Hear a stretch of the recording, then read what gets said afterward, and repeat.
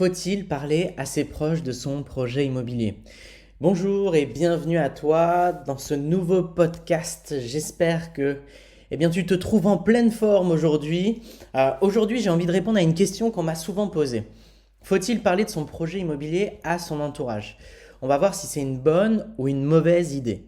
Avant toute chose, si tu ne me connais pas encore, je m'appelle Baptiste Joly, je suis investisseur immobilier et le président de Richard Group Investment, une entreprise qui a pour vocation de t'aider à investir dans l'immobilier à haut rendement en supprimant le risque de faire une erreur et en t'accompagnant dans l'optimisation de chacune des étapes du process te permettant d'accéder au haut rendement.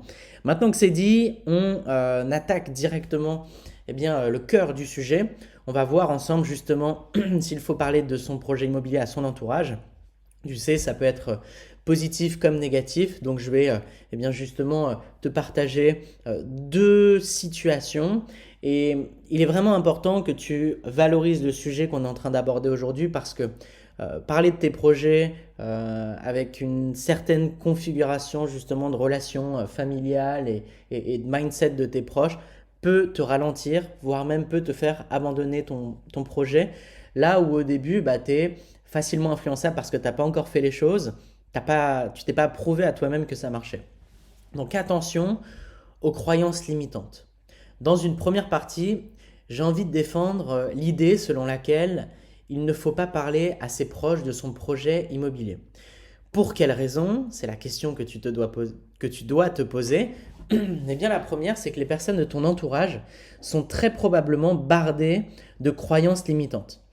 Si tu n'es pas entouré par des personnes qui ont déjà investi dans l'immobilier, et je veux dire par immobilier à haut rendement, parce qu'acheter un Pinel, ça ne compte pas. Je t'invite à la plus grande prudence. Je mets 4 warnings. Tes proches risquent de te faire peur et de projeter sur toi toute leur peur, leurs croyances limitantes, leur appréhension par rapport à un investissement aussi important et par rapport à des résultats visés aussi performants. Parce que oui, parler à tes proches du fait que tu vas générer du 10, 12, 15% de rentabilité, c'est bien. Et tu penses qu'ils vont te dire respect, bravo, franchement c'est incroyable, c'est top, on te soutient. Mais dans certains cas, ils te diront juste que c'est super dangereux et que pour atteindre des rentabilités aussi élevées, il faut arnaquer les gens ou acheter ton appartement dans la cité la plus dangereuse de France ou en campagne là où personne ne veut louer ton bien ou à des gens issus d'un milieu social très défavorable et très pauvre qui ne payeront pas ton loyer. Ça, c'est les croyances qui vont revenir.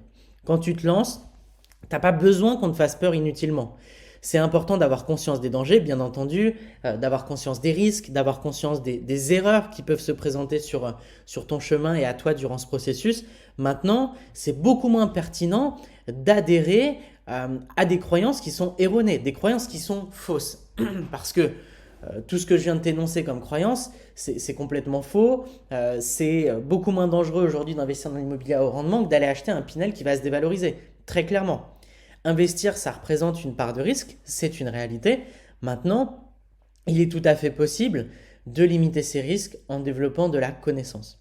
Je te recommande vraiment de trier les personnes à qui tu vas parler de ton projet. Est-ce qu'elles sont pessimistes, défaitistes? Est-ce qu'elles vont toujours voir le verre à moitié vide? Ou au contraire, est-ce qu'elles sont motivantes, inspirantes, ouvertes aussi à la nouveauté et c'est important parce que ce système de 10, 12, 15% de rentabilité est un système qui n'est pas très médiatisé, mis en avant ou connu parce que on ne sait pas réellement comment faire, on n'en a pas l'expertise et aller à la simplicité en achetant un bien neuf est beaucoup plus confortable. Est-ce qu'elles sont motivantes, inspirantes, encourageantes et prêtes à te soutenir?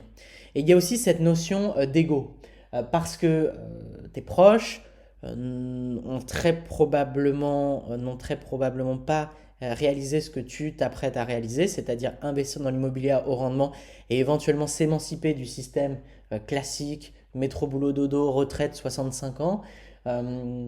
Et ça peut faire mal en fait de se rendre compte que quelqu'un est en train de réaliser quelque chose qu'on n'a jamais réussi à faire ou qu'on n'a jamais eu l'ambition nécessaire pour le faire. Et donc ça peut créer des frictions et faire intervenir l'ego de tes proches qui vont essayer de te dissuader de réaliser ce projet-là, simplement pour se dire que tu ne vas pas faire mieux qu'eux. C'est quelque chose d'assez courant dans les amis, par exemple, qui ont un gros complexe en fait, un complexe justement d'infériorité, et le fait que tu aies une réussite plus importante qu'eux peut créer énormément de frustration et peut créer chez eux des réactions qui sont très bizarres, étonnantes, et qui vont en fait avoir pour objectif numéro un de te dissuader de le faire, tout simplement, et qu'ils ne t'apporteront pas ton soutien, leur soutien. Deuxième point, avoir un cercle positif aidant et inspirant pour y arriver. Dans un deuxième cas de figure, imaginons qu'au contraire, tu sois entouré par certaines personnes qui sont très positives, qui sont très inspirantes, prêtes à t'encourager et à te soutenir dans ton projet. Là, je t'invite volontiers à parler de ton projet. Surtout si, comme je l'expliquais avant, ce sont des personnes qui ont déjà investi dans l'immobilier locatif à haut rendement.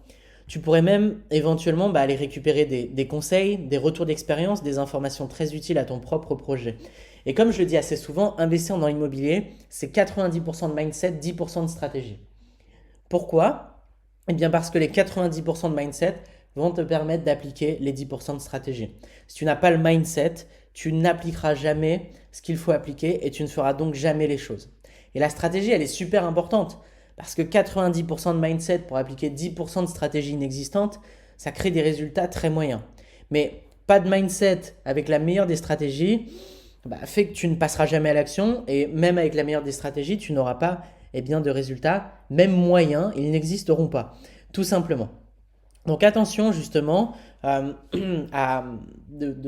attention à ce point-là en fait, à qui tu parles de ton projet. Je te recommande de bien faire la part des choses avant de partager ton projet à ton entourage. D'un côté, il y a des personnes qui vont carrément pouvoir t'aider à réussir. Elles vont te faire part de remarques qui sont très pertinentes, qui vont te permettre de gagner du temps, peut-être de l'argent, de te concentrer sur certains points que tu aurais pu omettre, pourquoi pas. Et d'autre part, il y a des personnes qui vont chercher à te nuire, pas forcément de manière volontaire ou consciente, ou parce qu'elles veulent te voir échouer, mais simplement parce qu'elles n'ont pas encore dépassé certains de leurs propres blocages, ou elles n'ont pas fait ce travail sur eux-mêmes, qui est ce travail du complexe d'infériorité peut-être, qui est très présent chez beaucoup de personnes. Je suis sûr que dans tes proches, tu as des amis ou de la famille qui ont ce complexe-là. Et si tu y penses, ça te parlera tout de suite, ça saute toujours aux yeux. Voilà, si tu souhaites aller plus loin, je t'invite à t'inscrire à la masterclass offerte. C'est une formation dans laquelle je te partage énormément de valeur. C'est dans la description. Et puis, si tu souhaites aller encore plus loin et travailler avec nous, ou voir de quelle manière nous pouvons t'accompagner dans ce projet qui est l'investissement immobilier à haut rendement, tu as la possibilité aussi de réserver un appel dans la description de ce podcast, et nous analyserons ta situation et verrons dans quelle mesure nous pouvons t'accompagner. Voilà, j'espère que tu as apprécié ce podcast, que ça te permet d'y voir plus clair sur cette question qui est très importante parce qu'elle peut impacter cette notion de mindset, de motivation, d'essence dans ton propre moteur, et ça peut te ralentir, voire te faire abandonner. Et au moment où tu es le plus influençable, tu ne dois pas te laisser influencer et tu dois mettre un maximum de barrières ou un maximum de filtres pour ne parler de tes projets qu'aux personnes qui le méritent, tout simplement. Voilà, je te dis à très vite pour un prochain podcast. C'était Baptiste. Ciao, ciao.